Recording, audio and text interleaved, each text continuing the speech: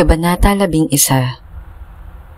Mga hayop na maaari at di maaaring kainin. Sinabi ni Yahweh kina Moises at Aaron, ganito ang sabihin ninyo sa bayang Israel. Sa mga hayop na lumalakad sa lupa, makakain ninyo ang lahat ng hayop na biak, ang kuko at ngumunguya ng pagkain mula sa sikmura. Kaya ang kamelyo, kahit nangumunguya ito, ngunit hindi biyak ang kuko, ay di dapat kainin. Ang dagang gubat ay ngumunguya rin ng pagkain mula sa sikmura, ngunit hindi biyak ang kuko. Hindi ito malinis, kaya di dapat kainin. Ang kunehong gubat ay ngumunguya rin ng pagkain galing sa sikmura, ngunit hindi rin biyak ang kuko nito. Hindi ito malinis. Ang baboy, biyak nga ang kuko, ngunit hindi naman ngumunguya ng pagkain mula sa sikmura, kaya hindi ito dapat kainin. Huwag kayong kakain ng karne, nihihipo man ng bangkay ng mga hayop na ito. Marurumi ito para sa inyo.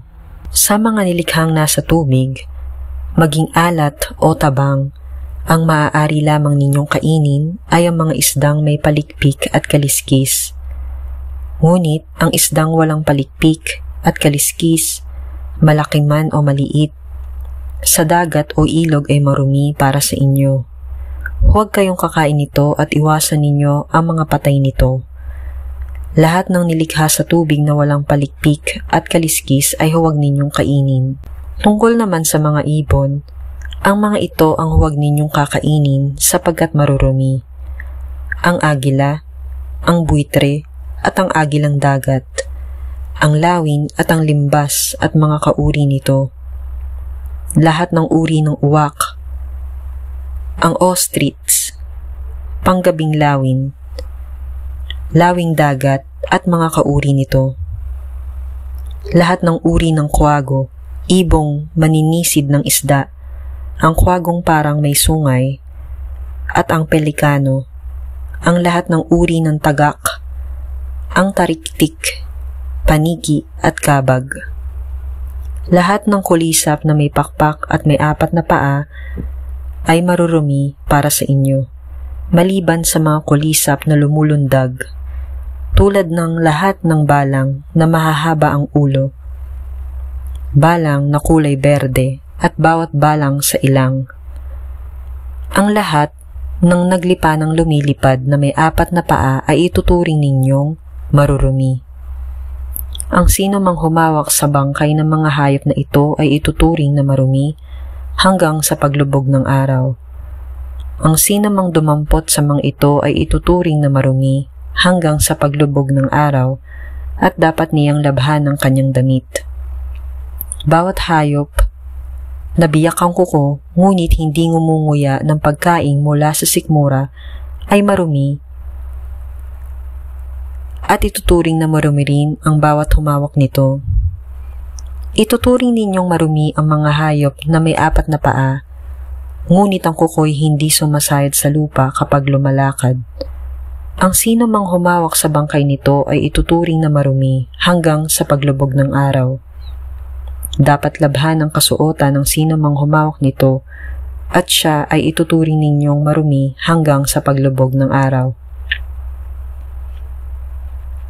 Sa mga hayop na naglipana sa lupa, ituturing ninyong marumi ang mga sumusunod, ang bubuit, ang daga, at lahat ng uri ng bayawak, ang tuko, ang buwaya, ang butiki, ang bubuli, at ang hunyango.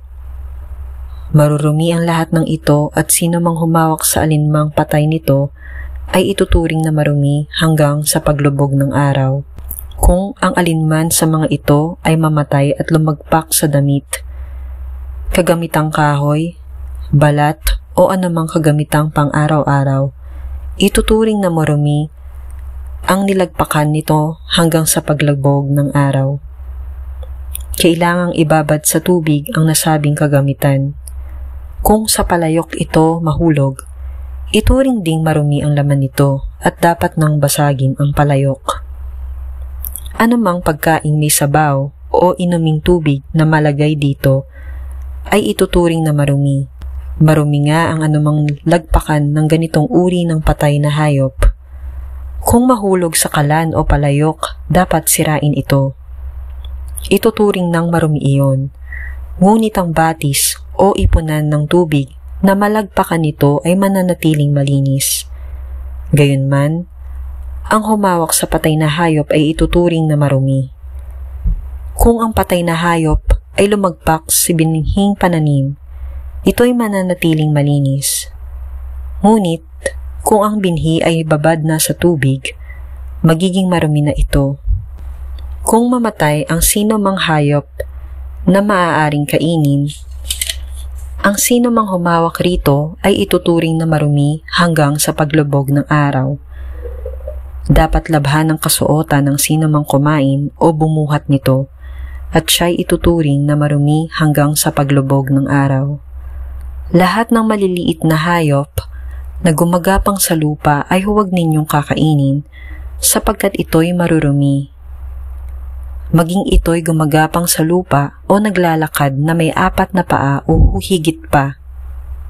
Huwag ninyong dudumhan ang inyong sarili sa pamamagitan ng pagkain ng alinman sa maruruming hayop na ito. Panatilihin ninyong malinis ang inyong sarili sapagkat akong si Yahweh na inyong Diyos ay banal. Ako ang naglabas sa inyo sa Egipto upang maging Diyos ninyo. Dapat kayong maging banal sapagkat ako'y banal.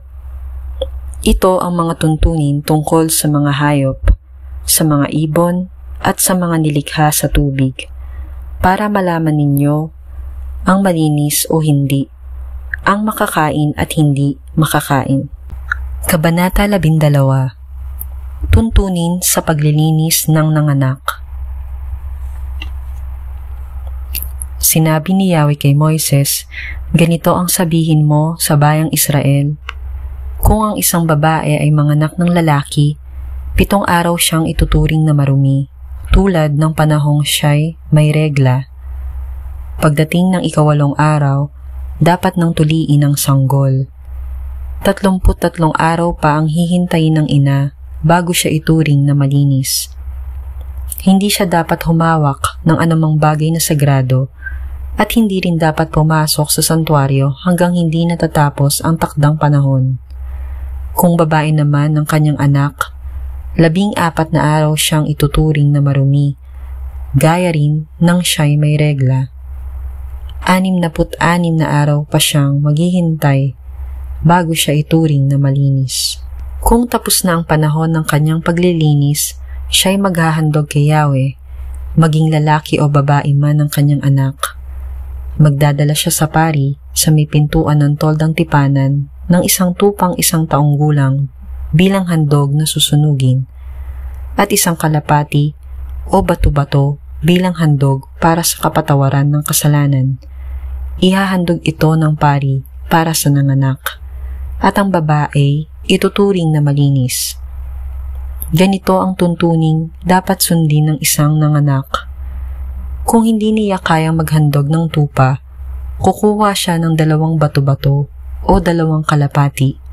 Ang isa'y handog na susunugin at ang isa na may handog para sa kapatawaran ng kasalanan. Matapos ihandog ng pari ang mga ito, ituturing ng malinis ang ina.